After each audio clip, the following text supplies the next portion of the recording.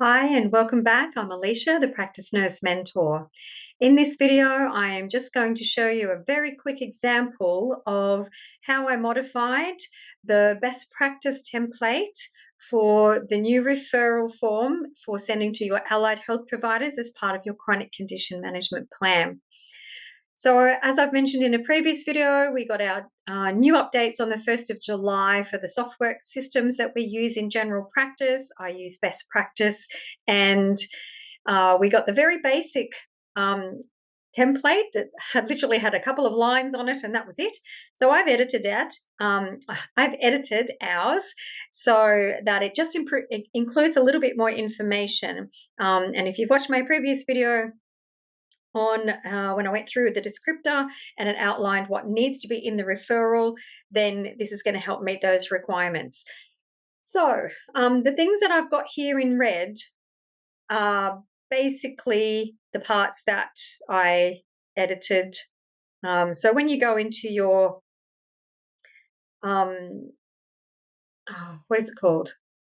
In your best practice menu, on the top of the toolbar, you've got your word processor templates. So you can open up that and then you can edit your templates. And that's how you can do this. Perhaps I can do another video another day and show you how to do that if you would like that.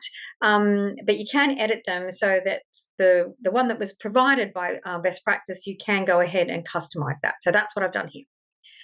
So you can input obviously the patient's name, and here this whole section was not included in the original template. Okay, so this is all what I have added, and I've also just put a little bit of a caveat in here as well that you will need to get make sure that you get the patient's consent to send the whole care plan to this allied health provider.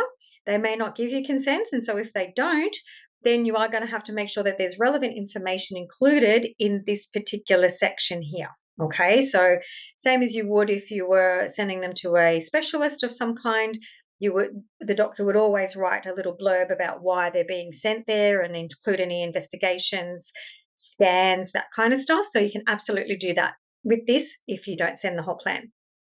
Okay, so I have put in here that Ms. Tina has indicated that they would like to access 5 Medicare subsidised visits. So in my template, this is blank, and I just get to put in a numerical value.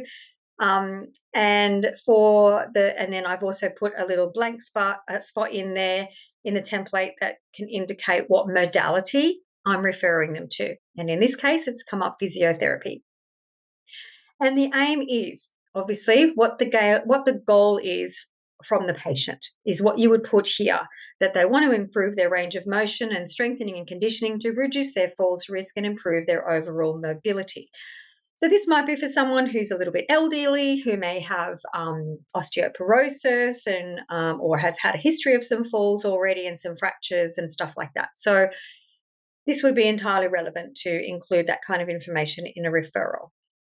Tina is aware that the treatment may continue beyond these Medicare subsidised supported or Medicare supported sessions if necessary, but this will be in accordance with your practice billing policy. So I will explain this to Tina when we're doing this referral, that if she wants to go for more than 5 sessions, that's okay, especially if it's recommended as part of her treatment, but it just won't be under the care plan system. So it'll be whatever the physiotherapist billing policy is, okay? So as long as that's very clear to them, then you've done your duty of care in terms of outlining the information necessary. And then, of course, I would appreciate the feedback. It is part of their requirements, the allied health providers' requirements, to give you guys back the first and last session that the patient attends. There should be a report sent back to you on that. That is part of their Medicare requirement for claiming for these Medicare subsidised visits. So if they're not doing that, they're not meeting their requirements, and you need to make sure that you're on top of that.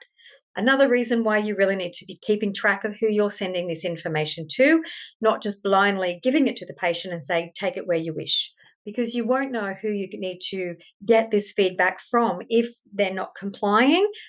unfortunately, you're going to need to follow that up because you need to make sure that you're complying. Unfortunate, but that's the way we've got to do it. So that's pretty much what I did, just to customize our referrals and just tweak it just to the way that we like to use it. And it's also helping to make sure that it holds us accountable for ensuring that we're continuing to meet the goals and the outcomes within the chronic condition management plan. Okay. So, super quick one.